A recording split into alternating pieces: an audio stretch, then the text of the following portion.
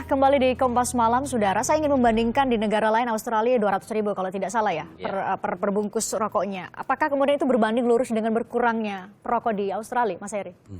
Iya, sebenarnya itu berbanding lurus. Di ASEAN saja pun, contoh Thailand, itu kan harga rokoknya juga tinggi. Paling tinggi di ASEAN, termasuk yang tinggi di ASEAN. Itu juga harga perokok mudanya yang berkurang. Tapi dengan pengalaman sekian puluh tahun itu, prevalensi perokoknya, jumlah perokoknya stagnan. Tapi memang perokok mudanya yang berkurang jelas, berkurang banyak. Karena tentu tidak bisa menyanggupi harga setinggi itu. Iya, karena memang begini, melihatnya kan tidak bisa dalam skema ekonomi saja. Berapa negara dapat, berapa keuntungan harus dibangun, begitu kan?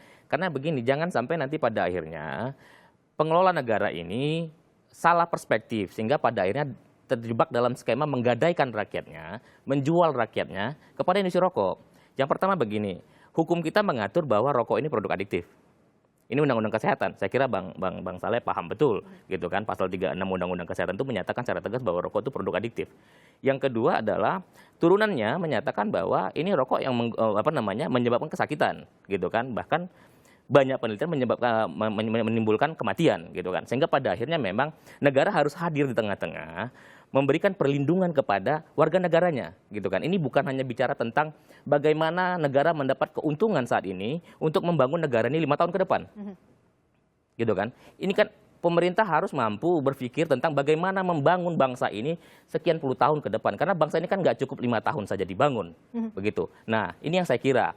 Itu yang pertama, gitu kan. Sehingga pada akhirnya, karena ada peluang-peluang ke depan itu terkait dengan bonus demografi yang 2020 itu kita akan alami, gitu kan. Ini kan juga harus dijaga. Sehingga pada akhirnya memang negara harus hadir melindungi. Kata Bang Saleh tadi pengendalian.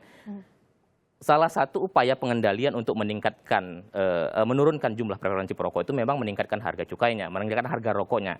Tapi memang ini kebijakan tidak boleh sendirian, harus didukung dengan kebijakan yang lain. Antara lain, meningkatkan harga rokoknya, melarang jual rokok eceran, gitu kan. Yang kedua adalah memberikan keadilan kepada seluruh industri rokoknya. Ini kan pasar industri rokok kan tidak adil, gitu kan. Kita bicara tentang industri kecil, tapi kita tidak melihat bagaimana ada diskriminasi ruang terhadap industri kecil ini, gitu kan. Contohnya apa? Iklan rokok. Semua orang kan pada akhirnya melihat bahwa 5 besar industri saja yang beriklan, 5 sampai 6 industri besar rokok yang beriklan. Selebihnya kan tidak beriklan, sehingga pada akhirnya apa? Kalah di pasaran. Kenapa? Karena mereknya tidak dikenal, sehingga tidak menjadi manifestasi pergaulan anak muda, gitu kan. Nah, ini kan harus diberikan keadilan.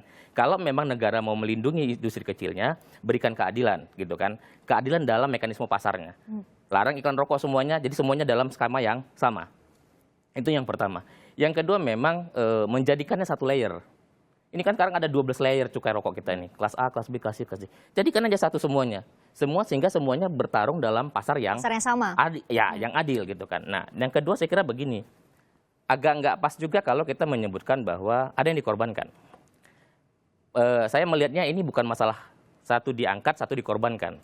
Tapi memang kalau terkait petani, ada tanggung jawab lain yang harus dilakukan negara untuk membantu petani. Menciptakan lapangan kerja lain sebagai opsi dari... Satu. Yang kedua begini, bagaimana pemerintah mampu membangun mekanisme tata niaga yang adil bagi petani tembakau, begitu kan. Coba saja lihat ke lapangan, bagaimana tata niaga perjualan tembakaunya, gitu kan. Ini harus ada mekanisme yang adil, gitu kan. Petani harus punya kuasa menentukan berapa harganya barang mereka. Bukan industri yang menentukan dengan perpanjangan tangannya menentukan berapa harga tembakau yang sudah dikelola petani. Yang kedua apa? Menekan impornya, gitu kan. Sehingga pada akhirnya impor ditekan, harga petani distabilkan, kan petani mendapat untung, gitu kan. Petani lokal maksud Petani lokal maksud saya. Karena begini, penaikan cukai rokok sekarang saat ini itu tidak serta-merta pada akhirnya dinaikkan hari ini 50.000, minggu depan orang nggak merokok semua. Kan nggak begitu. Ini kan barang adiktif, gitu kan. Bang Saleh aja tentu ada proses untuk itu. Pak Saleh, kalau misalnya tadi 141 triliun di 2015 kontribusi cukai rokok. Kemudian tapi kan kalau misalnya sebesar itu kontribusinya, namun seperti disebutkan tadi bahwa ini adalah adiktif dan menyebabkan beberapa penyakit. Artinya biaya untuk kesehatan mereka yang terlanjur terkena penyakit karena dampak merokok ini juga begitu besar kan? Ya. Jadi begini, perokok itu, ini kan kesulitan kita nih di DPR itu, saya sekali lagi akan mengambil posisi tengah nih ya. Kesulitan kita dalam konteks pelarangan rokok ini adalah semua mereka yang merokok itu tahu kalau itu berbahaya.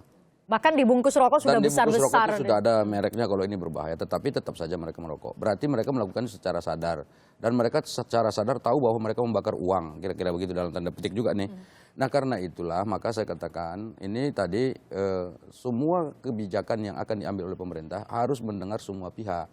Ini kan penelitian yang dilakukan oleh FKM UI itu kan hanya penelitian dilakukan oleh dokter-dokter dan para para medis katakan seperti itu yang memang bekerjanya untuk anti rokok dan mereka harus memang bekerja itu memang profesi mereka harus itu. Tetapi kalau mau proporsional lagi itu supaya adil, buatlah sebuah penelitian yang bersama antara mereka yang merokok dan yang memang anti rokok. Ini kan sekarang inilah supaya tahu ini luar biasa besarnya nih ada dua gelombang besar ini di masyarakat kita sekarang yang anti rokok dan yang pro rokok ini. Nah supaya ini adil, undang ini mereka berdua buat penelitian bersama. Mudah-mudahan mereka yang tadi yang bekerja di sektor rokok ini, industri rokok ini, mereka sadar betul. Kami kan sudah ikut meneliti dan sudah. Nah, kemudian dicari solusinya. Nah sekarang tadi ada solusinya, ciptakan lapangan pekerjaan. Tunjukkan kepada saya ciptaan lapangan pekerjaan yang alternatif selain industri rokok. Ya? Yang paling hebat selain rokok.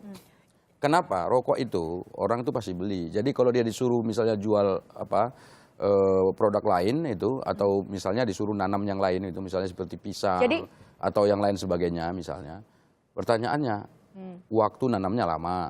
Kemudian yang kedua, apakah dibeli orang? Kalau rokok itu pasti dibeli. Jadi butuh waktu untuk kemudian melakukan penyesuaian itu. Jadi menurut Anda kalau misalnya naik rokok saat ini 50.000 Anda setuju atau tidak? Saya kalau pribadi sekali lagi saya katakan, saya sebagai orang yang konsentrasi untuk memperbaiki kesehatan masyarakat ini memang harus itu dinaikkan supaya memang mengurangi orang merokok. Itu tadi betul argumennya. Jadi ada fakta memang kalau naik rokok itu orang akan berkurang memang merokok itu karena itu orang nggak punya duit kan agak malas juga beli rokok. Tapi kemudian berbicara mengenai dampaknya.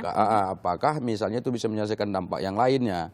Kan masih ada alternatif solusi yang lain. Contoh nih saya kasih tahu nih supaya jelas nih. Jadi untuk mengurangi orang merokok di Indonesia, seperti tadi yang 15 tahun yang penelitian tadi banyak yang merokok sampai 76,2% misalnya perokok di Indonesia ternyata anak-anak 15 tahun sampai 18 tahun. Di luar negeri saya kebetulan pernah lama ya tinggal di luar negeri. Singkat saja Pak Saleh. Jadi itu mestinya setiap orang mau beli rokok itu tunjukin KTP dulu. Jadi dijamin sudah dewasa. Di bawah 18 tahun dia jangan kamu merokok dong. Jadi pedagangnya jangan diberi pedagangnya tidak boleh menjual kepada anak karena buat aturannya.